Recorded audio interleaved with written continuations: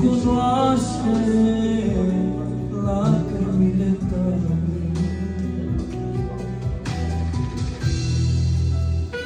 Hai, Doamne, Doamne,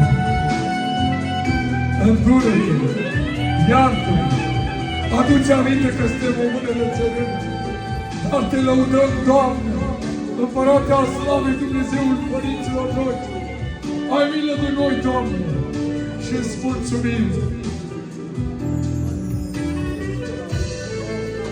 Amin.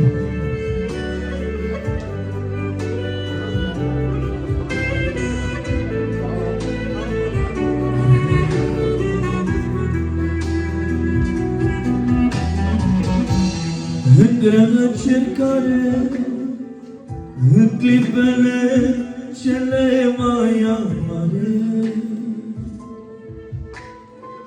spui că ești pierdut, plângi în taină jos căzut.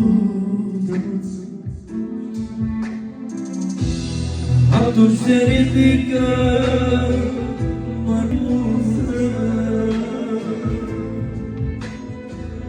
îți face încărare, să-ți treci biruitor prin înșelare.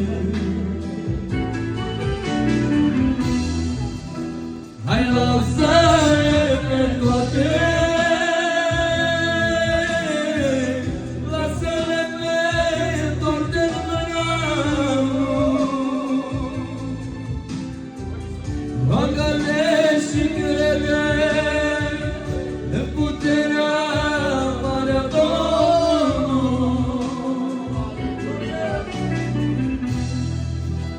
El Domnul le lasă